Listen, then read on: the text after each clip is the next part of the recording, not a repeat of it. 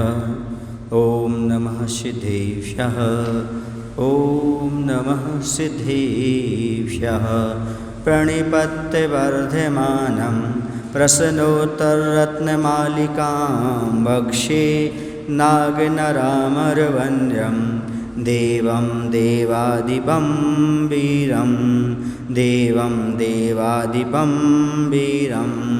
बोलिए देवादेव श्री महावीर भगवान की, आचार्य कुंद महाराज की, आचार्य गुरुदेव भगवान श्री विद्यासागर जी महाराज की।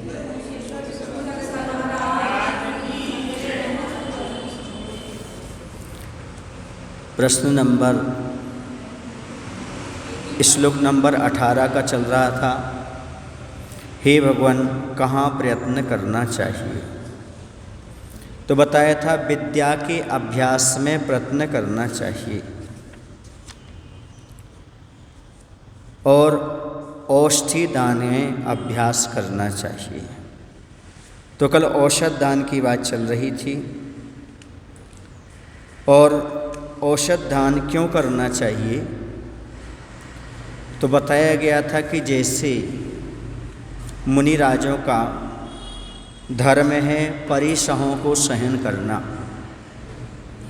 वैसे ही गृहस्थों का धर्म है औषध दान करना। औषध दान करने से निरोगी काया प्राप्त होती है। औषध दान जैसे आहार दान के पात्र होते हैं, वैसे औषध दान के भी पात्र होते हैं। उत्तम, मध्यम, जघन्य। समझ गए ना? और भी औषध दान में तो एक प्रकार से किसी को भी औषधि दे सकते हैं। जो भी रोगी है, शावक हो या अन्य व्यक्ति हो, अस्पताल में भी आप औषध आदि का दान कर सकते हैं। कोई व्यक्ति का ऐसा कुछ इलाज होना है, हो सकता है कि वह बच जाए, तो उसके पास पैसे आदि नहीं हैं, तो औषध खरीद करके दे देना, उसका इलाज करवा देना, ये भी औषध दान के अंतर्गत आता है। ये औषध दान हमारे लिए निरोगी रखने के लिए है। जैसे हम लाखों रुपए डॉक्टर को देते हैं, यदि वही लाख रुपए यदि किसी मरीज को दे दिए जाएं, तो शायद आपको रोग हो भी ना और लाखों रुपए आपके खर्च भी ना हो, दान का दान हो जाए। दान का दान हो जाए, इसके साथ साथ आपके लिए पुण्य भी मिले और स्वयं को रोग भी ना हो, और डॉक्टर के पास जाकर के आपको 2 दिन तक भर्ती ना रहना पड़े, तो बहुत सारा काम अपने आप हो जाता है। इसलिए औषध दान अपने आप करना चाहिए। तो औषधि दान करने से और क्या फ़ायदा होता है? तो कहते हैं व्याधि से शरीर का नाश होता है। व्याधि माने रोग। कोई रोग आ गया तो शरीर का नाश होता है, और शरीर का नाश होने से तप कैसे हो सकता है? अर्थात तप नहीं कर सकते, और भगवान के द्वारा बताए हुए तप के बिना प्राणी के मोक्ष कैसे हो सकता है? इसलिए भव्य जीवों को प्रयत्नपूर्वक औषध दान अवश्य करना चाहिए, क्योंकि औषधि से शरीर स्वस्थ रहता है, और शरीर स्वस्थ रहता है तो साधना अच्छी से हो सकती है। तो औषध दान देने का अर्थ है प्राण दान देना एक प्रकार से, क्योंकि औषधि से प्राण टिकते हैं, शरीर टिकता है।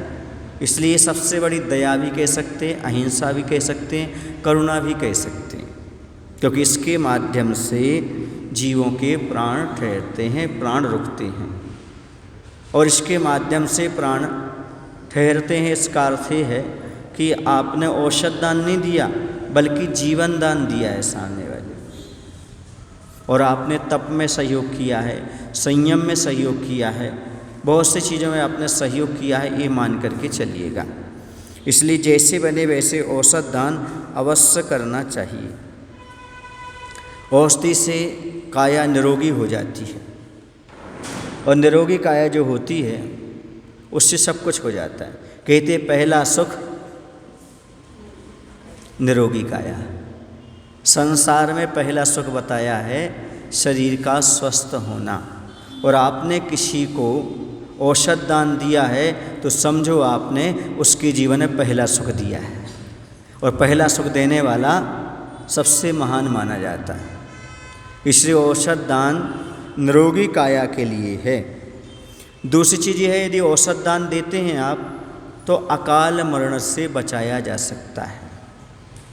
किसी भी जीव को औषध दान, जितने भी हॉस्पिटल हैं, वैद्य हैं, औषधियाँ हैं, दवाइयाँ हैं, ये सब अकाल मरण से बचाने के लिए हैं।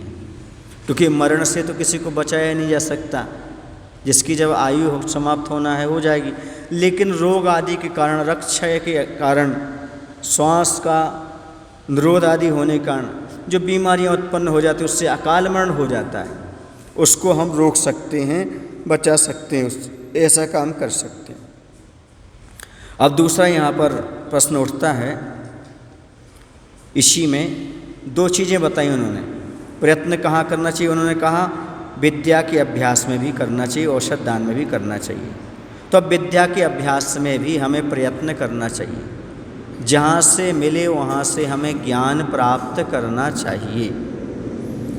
क्योंकि जो विद्या होती है, ज्ञान होती है, वह ऐसा धन होता है जो विदेश में काम आता है, आपत्ति में काम आता है, और वर्तमान का जीवन भी निर्मल और पवित्र बनाता है।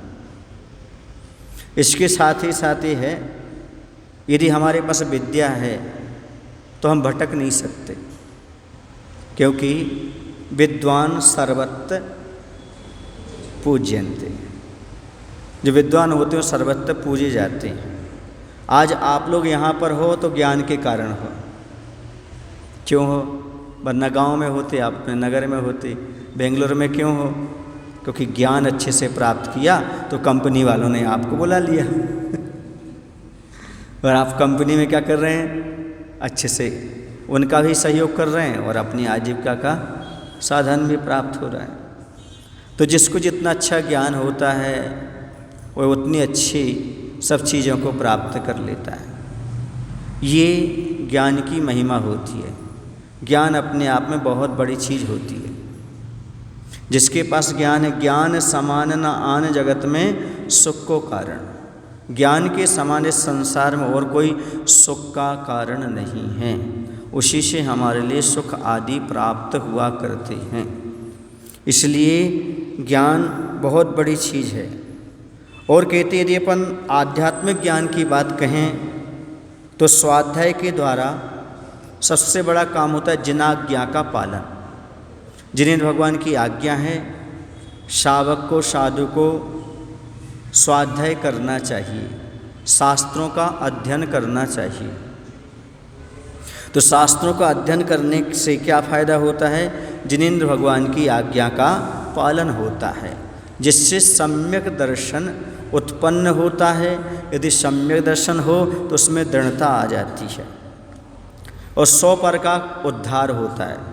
स्वाध्याय करने से हम स्वयं भी अपना कल्याण कर सकते हैं, क्योंकि स्वाध्याय के माध्यम से हमें ये ज्ञान होता है क्या है क्या उपादेय है, किससे हम कल्याण कर सकते हैं, कौन कसाय हैं, कौन पाप है, इनसे हम कैसे बच सकते हैं। तो स्वयं का और दूसरे का उद्धार होता है स्वाध्याय करने से, ज्ञान प्राप्त करने से।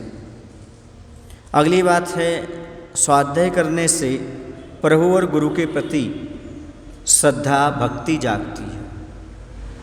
यदि हम स्वाध्याय करते हैं तो भक्ति हमारे अंदर उत्पन्न होती है, क्योंकि स्वाध्याय करने से, ज्ञान प्राप्त करने से भगवान के स्वरूप का ज्ञान हो जाता है, गुरु के स्वरूप का ज्ञान हो जाता है। और जब उनके स्वरूप का, उनके गुणों का भान हो जाता है तो उनके गुणों के प्रति अनुराग हो जाता है। जब तक गुणों को जानेंगे नहीं तब तक गुणों के प्रति अनुराग कैसे होगा? तो ज्ञान प्राप्त करने से जिनाज्ञा का पालन, 100 पर का उद्धार, भक्ति और आपस में साधर्मी के प्रति वात्सल्य वृद्धि। स्वाध्याय करने से आपस में क्या आता है? वात्सल्य और प्रेम बनता है। वैसे भी यदि 4 लोग बैठ कर के स्वाध्याय करें, ज्ञान प्राप्त करें, जिसको ज्ञान दिया जा रहा है वो और जो ज्ञान दे रहा है, आपस में क्या हो जाता है? वात्सल्य और प्रेम बढ़ता चला जाता है। समाज में वात्सल्य होता है और वात्सल्य आएगा तो समाज में एकता अपने आप आ जाएगी। और जहाँ वात्सल्य नहीं होता वहाँ पर एकता नहीं आती। तो ये सारे के सारे गुण प्राप्त हो जाते हैं। तीर्थ प्रवर्तन, यदि हमारे पास ज्ञान है, स्वाध्याय है, तो हम तीर्थ को आगे बढ़ा सकते हैं। जिन धर्म की प्रभावना करके हम तीर्थ को आगे बढ़ा सकते हैं। और उपदेश देने की क्षमता भी आ जाती है, दूसरे को समझाने की, उपदेश देने की क्षमता स्वाध्याय करते हुए, जिसके माध्यम से प्रभावना होती है। ज्ञान के माध्यम से क्या होती है? धर्म की प्रभावना भी होती है। और ये स्वाध्याय है तो कषायों का उपशम होता है। जितना अच्छा स्वाध्याय होगा, कषाएं उतनी कम जीवन में आएंगी। कषाएं कम होती हैं और पापों के प्रति हमारी रुचि समाप्त हो जाती है। पापों के प्रति रुचि समाप्त। और क्या हमारे लिए हितकारी है, क्या अहितकारी है, यह विवेक हमारे अंदर जागृत हो जाता है जब स्वाध्याय करते हैं या ज्ञान प्राप्त करते हैं। तो ज्ञान हर क्षेत्र में अनिवार्य है, चाहे लौकिक क्षेत्र हो चाहे पारलौकिक क्षेत्र हो। ज्ञान के बिना किसी की कीमत नहीं होती। कहते, बच्चों से कहते हैं कि खेलोगे कूदोगे बनोगे खराब, और पढ़ोगे लिखोगे बनोगे नवाब। मतलब खेलोगे कूदोगे तो क्या बन जाओगे? खराब बन जाओगे। और यदि पढ़ोगे लिखोगे तो राजा बन जाओगे, कुछ ना कुछ कर लोगे। तो क्यों कहा जाता है? और देखने में भी आता है, जो ज्ञानी लोग हैं वो उच्च उच्च पद पर हैं और अच्छा कुछ जीवन में सफलता प्राप्त कर रहे हैं। जो अज्ञानी हैं वो वही 8 घंटे मेहनत करते हैं, वही 200-500 रुपये मजदूरी मिलती है और जीवन निकल जाता है। इसलिए जैसे बने वैसे विद्या के अभ्यास में भी प्रयत्न करते रहना चाहिए। 1 मिनट भी गपशप में नहीं गंवाना चाहिए। सुन रहे हो? स्वाध्याय करते रहना चाहिए एक समय में। क्यों? क्योंकि जितना ज्ञान है वह ज्ञान ही आपको ऊंचाइयां प्रदान करेगा, और गपशप से कुछ भी होने वाला नहीं है। गपशप तो मूर्खों का काम है, और ज्ञान प्राप्त करना विद्वानों का काम है। तो मूर्ख हैं कि विद्वान हैं? हाँ, जो विद्यमान है कि विद्वान है। इसलिए ज्ञान प्राप्ति का प्रयास हमेशा करना। ज्ञान प्राप्ति के क्या करना? अच्छी अच्छी पुस्तकों को पढ़ना, अच्छे विद्वानों की संगति करना, ज्ञानियों की संगति में रहना, और आलस्य का त्याग करना। आलस्य का त्याग किए बिना कभी भी सुख की प्राप्ति, इसके ज्ञान की प्राप्ति नहीं हो सकती। ये नियम है। क्या नियम है? आलसी को कोई विद्या प्राप्त नहीं होती, और वर्तमान में सुख चाहता है उसे विद्या प्राप्त नहीं होती। सुखार्थिना कुतो विद्या, विद्यार्थिना कुतो सुख। वर्तमान में विद्यार्थी को सुख का त्याग करना पड़ेगा, तभी विद्या की प्राप्ति हो सकती है। यदि वर्तमान में थोड़ा सा सुख सहन कर लिया तो जीवन भर दुख नहीं आएगा, सुख ही सुख मिलता रहेगा। क्यों? कि वह ज्ञान प्राप्त कर लेगा। और वर्तमान में आलस्य कर गया, सुख प्राप्ति की कामना कर ली, तो जीवन भर उसको दुख उठाना पड़ेगा। कितना ही पुरुषार्थ, और पुरुषार्थ करना पड़ेगा उसको। और यदि बचपन में विद्या अध्ययन करने के लिए पुरुषार्थ कर लिया, फिर बाद में ज़्यादा पुरुषार्थ नहीं करना पड़ेगा, टेबल कुर्सी पर बैठ करके अपना काम करता रहे। समझ गए? ये 10-12 साल उसने मेहनत कर ली तो, और यदि उसने 10-12 साल मेहनत नहीं की तो जीवन भर मजदूरी करना पड़ेगी, कुर्सी मिलेगी नहीं। कुर्सी पर बैठ करके दूसरा आदेश देगा, वैसे ही तुम्हें काम करना पड़ेगा। इसलिए ज्ञान अभ्यास में हमेशा प्रयत्न करते रहना चाहिए। जिस तरह व्यापार का प्रयोजन आर्थिक लाभ होता है, उसी प्रकार ज्ञान प्राप्ति का, स्वाध्याय का उद्देश्य शांति लाभ होना चाहिए। हाँ, स्वाध्याय करके शांति मिलेगी। शांति कब मिलेगी? जब कषायें मंद होंगी। और स्वाध्याय का फल क्या है? कषायों की मंदता। और कषायों की मंदता जब हो जाएगी तो अपने आप मन शांत हो जाएगा। मंद कषाय हो जाओगे तो शांति मिलेगी, और तीव्र कषाय में उबलोगे तो अशांति मिलेगी। तो शांति लाभ सबसे बड़ा लाभ है किसका? स्वाध्याय का, ज्ञान प्राप्ति का सबसे बड़ा लाभ यदि कोई है तो शांति का लाभ होना और कषायों का मंद होना, अज्ञान निवृत्ति, अज्ञान की हानि होना, पापों से बच जाना, अच्छे अच्छे सद्गुण और व्रतों का ग्रहण करना और उपेक्षा, बाद में शुद्ध आत्मा का ध्यान। ये बताया अज्ञान निवृत्ति हानु पादान आदान उपेक्षा नानस्य फलम, ज्ञान का ये फल बताया है परीक्षा मुख में। समझ गए क्या फल बताया? अज्ञान की निवृत्ति, पाप की हानि, व्रतों का ग्रहण और उपेक्षा। उपेक्षा माने शुद्ध उपयोग। इस प्रकार से ज्ञान के माध्यम से प्राप्त होता है। सबसे बड़ी चीज़ तो अज्ञान की निवृत्ति हो जाती है, वो सबसे बड़ी चीज़ है। माता से प्रश्न पूछे जाते हैं तो पूछे जाते हैं भगवान की माता से, कौन पुत्र है मृतक समान? माता ये बताओ कौन पुत्र मुर्दे के समान है? तो वो कहती हैं विद्या विनय हीन सुत जान। जो विद्या से विनय से हीन है वही पुत्र मुर्दे के समान है, मृतक के समान है। जीवित कौन है? जिसके पास विद्या है और विद्या से विनय प्राप्त होती है। आप लोग पढ़ के आए क्या? विद्या ददाति विनयम, विनयम ददाति पात्रताम, पात्रताम ददाति धनम, है ना? हाँ, और धन से सुख की प्राप्ति होती है, ऐसा पढ़ करके आए। विद्या से विनय, विनय से पात्रता, पात्रता से धन आदि और धन से सुख की प्राप्ति होती है। अब बोलो कितनी चीज़ें प्राप्त हो गई? विनय, पात्रता, धन और सुख। ये तो चाहिए संसारी प्राणी को, और क्या चाहिए? ये प्राप्त होगा तो समझो उसको सब कुछ प्राप्त हो गया। उपेक्षा का अर्थ है अब उसने पाप का त्याग कर दिया।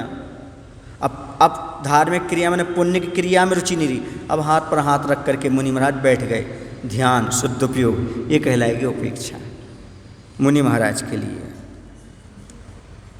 तो कहते हैं यहाँ पर सबसे बड़ी चीज़ ये है कि विद्या प्राप्त के लिए आपके लिए हमेशा प्रयत्न करना चाहिए। बस ये ध्यान रखो, विद्या मात्र अर्थकरी नहीं होना चाहिए, माने पैसे कमाने के लिए ज्ञान प्राप्त नहीं करना चाहिए, बल्कि परमार्थ भरी होना चाहिए। अर्थात जिसमें संस्कार हो, धार्मिक संस्कार हो, परमार्थ की बात हो। पैसा कमाना तो आसान है, लेकिन पैसे का खर्च करना, कहाँ दान करना, कहाँ नहीं करना, क्योंकि पैसे कमा करके लोग पाप में लगा देते हैं, ऐशो आराम में लगा देते हैं, घूमने में लगा देते हैं, पाप में लगा लेते हैं। वो महत्वपूर्ण नहीं है। ज्ञान से पैसा भी कमाओ, लेकिन पैसा कितना धर्म में लग रहा है ये भी आपके ज्ञान पर डिपेंड करता है, आपके विवेक पर डिपेंड करता है। आपका पैसा कितना सदुपयोग में जा रहा है, कितना दुरुपयोग में जा रहा है। इसलिए कौन सिखाता है? ज्ञान सिखाता है। अब आचार्य ज्ञान सागर जी महाराज ने मानव धर्म में ग्रंथ में लिखा कि संसार में ज्ञान ही धन है, ज्ञान ही धन है। उन्होंने एग्जाम्पल देते हुए लिखा कि ज्ञान ही धन कैसे है। तो उन्होंने कहा कि एक बार एक गरीब व्यक्ति था, वह जंगल में गया, उसे एक चमकीला पत्थर प्राप्त हो गया। वह चमकीला पत्थर लेकर के आया, अपने घर में उसने रख लिया। तो घर में क्या था? वो दिन में भी रत्न था, वो तो दिन में भी चमकता था, रात में भी चमकता था। उसने कहा जी अच्छा हुआ, रात भर हमें मिट्टी तेल से बच गए। वो घास तेल जलाना पड़ता था, पुराने ज़माने की बात है, लाइट तो थी नहीं। ये अच्छा हुआ, रात में हम क्या हुए, इतने खर्चे से बच गए, मिट्टी तेल नहीं जलाना पड़ा। ये रत्न, ये दीपक जो है ना, जैसा काम कर रहा है। उस समय बच्चे खेलने चले जाते, बच्चों को दिन में बच्चों को खिलौना हो गया और रात्रि में घासलेट बच गया, दो काम हो गए। एक बार कहीं से जोहरी वहाँ से निकल गया, उसने देखा इसके यहाँ तो झोपड़ी में प्रकाश रत्नों जैसा लग रहा है, वो अंदर गया, अरे तो रत्न ही है। उसने कहा भाई ये तुम्हें कहाँ मिला? बोले जंगल में मिला। बोले बड़े काम का है? बोले क्या काम का है? बोले रात में घासले तेल बचाता है, दिन में बच्चे के खेलने का काम आता है। बोले भाई ये सामान्य चीज़ नहीं है, रत्न है, इससे तुम चाहो तो करोड़ों रुपए कमा सकते हो। हाँ, महल बना सकते हो, अच्छी व्यवस्था कर सकते हो, सब कुछ कर सकते हो। उसने ऐसा किया। अब ज्ञान सागर जी महाराज कहते हैं रत्न तो उसके पहले भी था, लेकिन वह धन नहीं था, खिलौना था, घास तिल बचा रहा था। लेकिन जैसे ही ज्ञान हुआ वैसे वो धन बन गया। इसका अर्थ है कि ज्ञान धन कहलाता है। ज्ञान ने उसको क्या बनाया? धन बनाया। ये मान करके चलो, बिना ज्ञान के वह धन नहीं। संसार की कोई भी चीज़ है बिना ज्ञान के मूल्यवान प्रतीत होगी नहीं आपको। देखो ना, मनुष्य पर्याय कितनी मूल्यवान है, लेकिन अज्ञानी व्यक्ति को तो शराब पीने में, पाप करने में, इसमें उसको मज़ा आ रहा है, क्योंकि कीमत ही नहीं समझ रहा। जिसको ज्ञान हो गया वो एक एक क्षण का सदुपयोग करता है। भैया एक भी दिन अभिषेक नहीं छोड़ना, पूजन नहीं छोड़ना, दान नहीं छोड़ना, स्वाध्याय नहीं छोड़ना, हर एक चीज़ में लगा रहता है, क्योंकि उसने कीमत समझ ली। तो अज्ञानी व्यक्ति किसी की भी कीमत नहीं करता, खुद की भी कीमत नहीं करता, और ज्ञानी व्यक्ति खुद की भी कीमत करता है और एक एक पल की भी कीमत करता है। यदि जीवन का सही मूल्य पाना चाहते हो तो ज्ञान प्राप्त करो, आपको सही जीवन का मूल्य प्राप्त हो जाएगा। अज्ञानी व्यक्ति को जीवन का मूल्य ज्ञात नहीं होता, ज्ञानी पुरुष को ही जीवन का मूल्य ज्ञात होता है। समझ में आ रहा है? इससे ज्ञान की बहुत महत्वता है। और ये ज्ञानी व्यक्ति जान सकता है क्या? जिस प्रकार मनुष्यों में चक्रवर्ती, देवों में इंद्र, मृगों में सिंह, व्रतों में प्रशंभाव और पर्वतों में मेरु पर्वत प्रधान है, उसी प्रकार से सब भवों में मनुष्य पर्याय प्रधान है। एक दिन बताया था, धान्य बहुत से होते लेकिन साली उनमें श्रेष्ठ रहा। साली माने चावल। बहुत सारे अनाज होते हैं, श्रेष्ठ कौन सा होता है? हाँ। और पत्थर बहुत से होते लेकिन रत्न उन्हीं में श्रेष्ठ रहा। वृक्ष बहुत से होते लेकिन चंदन उनमें श्रेष्ठ रहा। दुर्लभता से मिलता लेकिन मानव भव ही श्रेष्ठ रहा। ये सब श्रेष्ठ हैं, तब मालूम पड़ता कैसे। ज्ञान होने से। भील लोग होते हैं तो चंदन के बीच में रहते, चंदन के वन में, और चंदन को काट करके और जलाने के काम में लेते हैं। इतनी बहुमूल्य चीज़ है और किसके काम में ले रहे हैं? जलाने की। इसी प्रकार से मनुष्य पर्याय चंदन के समान है, बहुमूल्य है। इसे घिस करके भगवान की पूजा करो, सबको महकाओ, लेकिन आग में जल जाता है। विषयों की आग में इस मनुष्य पर्याय को जला देते हैं। एक तुम्बी होती, तुम्बी देखी आप लोगों ने? हैं? वो तुम्बी ऐसी होती जैसे लौकी होती ना, लौकी लंबी होती, वो ऐसी हो जाती है ना? देखी ना? तुमरिया, इतनी बीत गई उमरिया, तुमने नहीं देखी तुमरिया? हाँ, गांव में तुमरिया बोलते, तुम्बी बोलते हैं। उस तुम्बी यदि वो सूख जाए तो ये क्या करती है? तैरती है, कभी डूबती नहीं है। और उसके सहारा कोई ले ले तो वो भी नहीं डूबता, उसको पकड़ करके वो भी नदी के पार हो जाता है। तो आचार्य कहते हैं वो बहुत कड़वी होती, लेकिन तुम्बी बहुत कड़वी होती है। आचार्य कहते हैं इस शरीर कड़वी तुम्बी के समान है, भोगोगे तो मरोगे, रोगों का घर बनेगा, और यदि आप इसको सुखाओगे तो समुद्र से पार हो जाओगे, संसार से पार हो जाओगे। इस शरीर को भोगो मत, वरना मरण होगा, रोग होंगे। बल्कि इस शरीर से क्या करो? सुखाओ, सुखा करके संसार के समुद्र से पार हो जाओ, ऐसा कहा। सो ये बताया था ना, हम भीतर गए, तुम भी सम, तुम भीतर जाओ और तुम भी तर जाओ, ऐसा आचार्य ने कहा। वही तुम्बी की बात मैंने आपके सामने कही है। तो विद्या प्राप्ति में प्रयत्न करना चाहिए। अगला प्रश्न है, उपेक्षा कहाँ करनी चाहिए? 18वें नंबर का श्लोक का दूसरा है। उपेक्षा कहाँ करना चाहिए? उपेक्षा का अर्थ समझ गए आप? अनादर। हाँ, अनादर का अर्थ समझे क्या?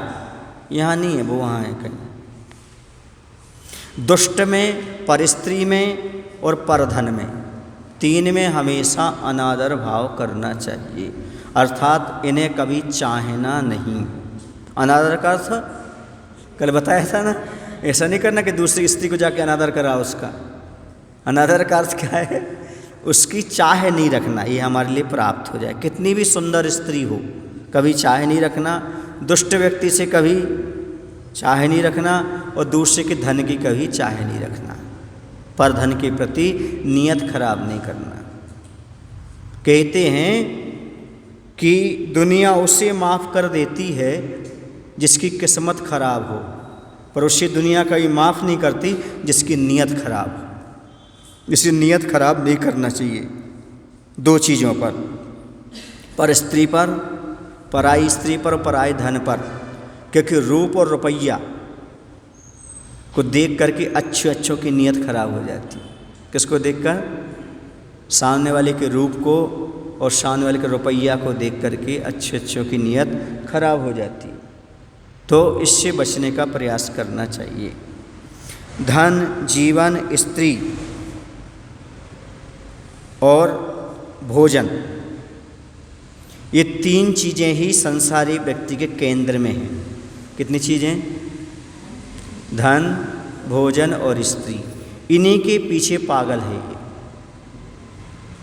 जैसे ही 18-20 वर्ष में जाता है तो दो चीज़ों की पड़ जाती है, स्त्री की खोज और धन की खोज। नौकरी लगे और स्त्री मिले, समझ गए ना। और भोजन तो बचपन से ही रहता है, उसकी तो कोई बात ही नहीं है। इन तीन ही केंद्र बिंदु में रहते, तीनों की खोज करता रहता है। बताओ, और गृहस्थों का काम क्या रहते? यदि 6 आवश्यक नहीं पालते तो करता क्या है? तीनों टाइम भोजन में, 3-4 टाइम भोजन में लगा रहता है, और स्त्री के साथ रहता है, अपने बच्चों के परवरिश में लगा रहता है, या फिर धन कमाने में लगा रहता है। तो इनसे अतृप्त लोग नष्ट हो गए, कोई भी तृप्त नहीं हुआ आज तक। भ्रष्ट हो गए, कुछ नष्ट हो गए, कुछ भ्रष्ट हो गए, कुछ नष्ट हो गए। इसलिए कोई भी तृप्त तो आज तक नहीं हुआ इन तीन से। देखिए, अब आपको ले चलते हैं, हम स्वर्ग ले चलते हैं बिना मरे। तो देवों के पास कम से कम 8 स्त्री होती हैं, देवी कह लो। निकृष्ट देव की भी कितनी होती हैं? 8। और सौधर्मिंद की अपने जीवन काल में 40 नील होती हैं। कितनी होती हैं? वो तृप्त हो गया क्या 40 नील से? स्त्रियों से तृप्त हो गया क्या? वो नहीं होता है।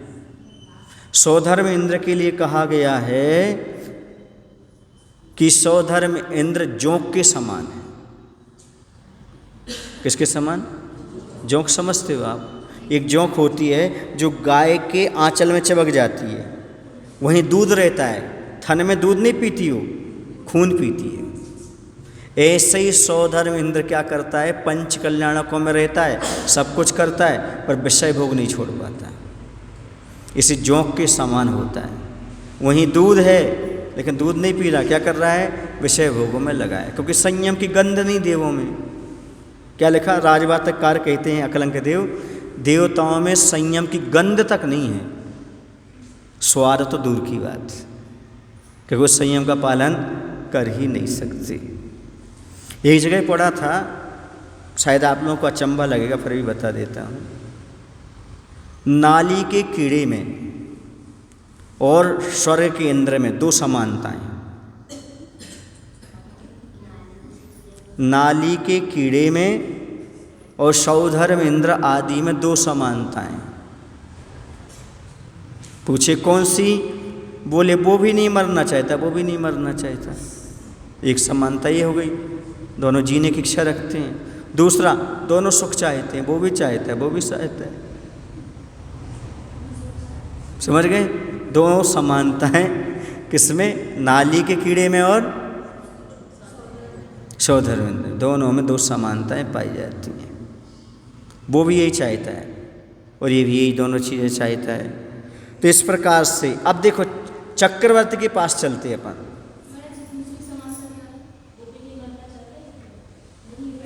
वो नहीं मरना चाहता, ये भी नहीं मरना चाहता, वो भी सुख चाहता, ये भी सुख चाहता है।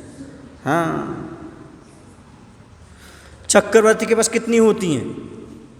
96,000। वो तृप्त हो गया क्या? वो भी तृप्त नहीं हुआ। स्त्री में कोई तृप्त नहीं होता, ना हो सकता है। धन में देख लो, कुबेर का खजाना, चक्रवर्ती की कितने 9 निधियाँ और 14 रत्न, तो भी तृप्ति नहीं। अतृप्त होकर के 2 चक्रवर्ती कहाँ गए? नरक गए। धन में भी कहीं सुखी नहीं। अब क्या बचा? भोजन। स्वर्ग में कैसा भोजन होता है? अमृत का पान होता है। स्वर्ग में क्या होता है? अमृत का पान, उससे तृप्ति नहीं। और वहाँ पर क्या होता है? चक्रवर्ती के 360 रसोइये होते हैं। कितने रसोइये? फिर भी सोहम चक्रवर्ती एक फल की चाह में समुद्र में चला गया और व्यंतर ने उसको क्या कर दिया? मार डाला। मतलब ये तीनों चीज़ें देख लो आप, स्त्री, भोजन और धन, कहीं भी इससे तृप्ति का अनुभव आज तक किसी जीव ने नहीं किया।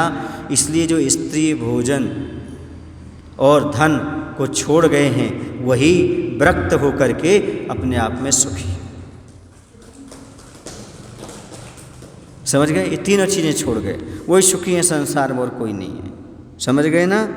इसलिए इनसे हमेशा दूर रहो। अब चलते हैं, एक बहुत बड़ी बात यहाँ पर आई है। कौन सी? दुष्ट से दूर रहना। दुष्ट किसे कहते हैं? जो किए गए उपकार को कभी माने ना और अकारण ही कष्ट पहुँचाए, उसका नाम दुष्ट है। दुष्टन दे नकार, साधन को रख लीजिए। कोई कवि ने ऐसी एक विनती लिखी है ना, कौन सी विनती लिखी है? विनती में आता ना एक कोई विनती में कि दुष्टन दे नकार, साधन को, माने कर्म दुष्ट है, हम बोले सज्जन है, कर्म को निकाल दो, हम सज्जन हैं। तो एक महिला अपनी सास के साथ बैठी थी, है ना, सास और बहू दोनों बैठी थी। तो सास पढ़ रही थी, दुष्टन देय नकार, सासू को रख लीजिए। समझ गए? दुष्टन को निकाल दो और सासू को रख लो भगवान। ऐसे अपन कह रहे हैं, कर्म को दुष्ट कह रहे हैं और अपना पर साधु बन रहे हैं। कर्म किसने कमाए बताओ? कर्म किसके हैं? वो दोष किसका है? तुमने कमाए हैं तो तुम्हें मिल रहे हैं। अब क्यों तुम उसको दोष दे रहे हो? दुष्टन दे नकार और साधन को रख लीजिए। तो दुष्ट ऐसे होते हैं, कहते दुष्ट ना छोड़े दुष्टता, नाना शिक्षा देत, धोए हूँ सो बेर के, काजल होत ना श्वेत। काजल को, कोयले को 100 बार भी धो लेना, कभी भी वह सफ़ेद नहीं होता। ऐसे ही दुष्ट व्यक्ति के लिए कितनी भी शिक्षा दो तुम, कभी वह दुष्टता नहीं छोड़ता, कभी नहीं छोड़ता। दुष्ट को कभी उपदेश न देना कहा है, क्योंकि दुष्ट को उपदेश देने से क्या नुकसान होता है बताओ? सांप को दूध पिलाने जैसा होता है। दुष्ट को ज्ञान, दूध को, सांप को दूध पिलाने जैसा है। सांप को दूध पिला दोगे तो भी विष का वर्धन करेगा। वैसे दुष्ट को यदि तुम ज्ञान दोगे तो उसके क्रोध का वर्धन होगा, वो क्रोध ही करेगा वो कभी। हाँ, हमें सब पता, हम सब जानते हैं, हम जाएंगे नरक, तुम्हें क्या लेना देना, ऐसा करने लगेगा। उसको समझाओगे तो दुष्ट की परिणति होती है। उससे आप कितनी भी शिक्षा दोगे तो वो उल्टा ही देगा। उसमें लिखा है दुष्ट कैसा होता है, तो दुष्ट ऐसा होता है जैसे कि बताया उसमें एक कुत्ता होता है, कुत्ता काट के चला जाता है, गधा लात मार के चला जाता है, बिच्छू डंक मार के चला जाता है, सांप काट के चला जाता है, समझ गए ना। लेकिन दुष्ट तो पूरा जीवन बर्बाद कर देता है।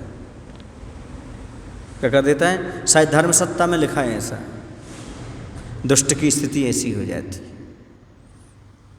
एक पुस्तक है छोटी सी धर्म सत्ता, उसमें कहानी है, पढ़ने मिल जाए तो पढ़ लेना, लेकिन एक रूमाल रख के जरूर बैठना। क्यों भाई, ऋषभ तुमने पढ़ी है? एक रूमाल रख के जरूर बैठना उस पुस्तक को जब पढ़ो तो, क्योंकि एक दो बार आंसू तो आ ही जाएंगे आपके, आपको पहुँचना पड़ेगा। एक धर्म सत्ता और कर्म सत्ता कैसी लड़ाई होती है यहाँ है, हाँ तो पढ़ लेना भाई, बहुत पतली है। तो ये ऐसा दुष्ट होता है। कहते हैं सांप के दांतों में जहर होता है, बिच्छू के डंक में जहर होता है, मक्खी के पिछले भाग में जहर होता है।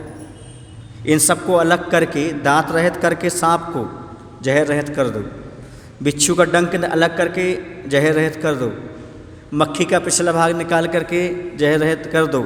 लेकिन इसका क्या इलाज होगा जिसके रग रग में जहर भरा है? कौन? दुष्ट। हाँ, एक बार सांप का बच्चा नगर की ओर आ रहा था। उसके पिताजी ने कहा, बेटे तुम कहाँ जा रहे हो? बोले आज किसी को काटने की इच्छा हो रही। बोले तो शहर में मत जाओ। बोले क्यों? क्योंकि आजकल तुम मर जाओगे। क्यों?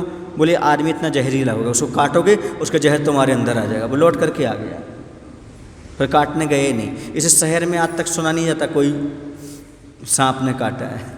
सुना आपने कभी? गांव में तो फिर भी सुन लो, लेकिन शहर में नहीं सुना जाता, क्योंकि अब आदमी की रग रग में क्या हो गया है? जहर भर चुका है, ऐसी स्थिति हो चुकी है। तो ये सारा का सारा इलाज, लेकिन दुष्ट का कोई भी इलाज संसार में ना हुआ है और ना कभी हो सकता है। कहते जैसे कुत्ते के पेट में कभी घी नहीं पचता, कुत्ते को घी खिला दो कभी नहीं पचेगा, वैसे ही दुष्ट के हृदय में सज्जनों के वचन कभी ठहरते नहीं। एक जगह तो लिखा है भग्न भांडे यथा नीरम, और दूसरा लिखा स्वान उदरे घृतम, ऐसा ही स्त्री उतरे वचनम। लिखा हुआ है, क्या लिखा है? जैसे कुत्ते को घी नहीं पचता, फूटे घड़े में पानी नहीं ठहरता, ऐसे स्त्रियों के पेट में कभी कोई बात पच ही नहीं सकती, ऐसा लिखा है। यदि एक को मालूम पड़े तो पूरे नगर को मालूम पड़ ही जाता है। क्योंकि अकबर ने बीरबल से कहा था, बीरबल ये बात पूरे नगर में फैलाना है, लेकिन आपको एक से ही कहना है, दूसरे से नहीं कहना है। उसने कहा ठीक है राजन, ये तो सरल काम है। अपनी पत्नी को बोला, देखो ऐसी ऐसी बात है, तुम इससे कह रहे किसी से कहना नहीं। बस वो पानी भरने गई, 20 को मालूम पड़ गई, 20 से 40 को पूरी नगर में फैल गई। तो अकबर कहते भैया ये तो तुमने काम कर दिया कि पूरी नगर में तुमने बात फैला दी, लेकिन ये बताओ तुमने काम किया कैसे? बोले कुछ नहीं, शादी हुई हमारी और अपनी पत्नी को बताया था, ये भी और कह दिया था साथ में, किसी को नहीं बताना, बस ये और बता देना महिलाओं को, ये बात तुम्ही को बता रहा, किसी को नहीं बता रहा। फिर तो देखो आप, दूसरे दिन से ही वो पूरे नगर में कहते सुबह की हवा और महिला के कान में पहुंची बात पूरे नगर में फैलेगी फैलेगी। सुबह की हवा पूरे नगर में फैल जाती है, जहाँ देखो जहाँ, ये नियम है, समझ गए ना? ऐसे वो बात पूरे नगर में पहुँचेगी, इसमें कोई बाधा नहीं है। दुष्ट कैसा होता है? दुष्ट सांप की भांति होता है। सांप जब भी चलेगा तो दीवार के सहारे चलता। क्यों चलता है? वो छेद खोजता है। ऐसे ही दुष्ट व्यक्ति दूसरे के दोष ही खोजेगा, छिद्रान्वेषी होगा।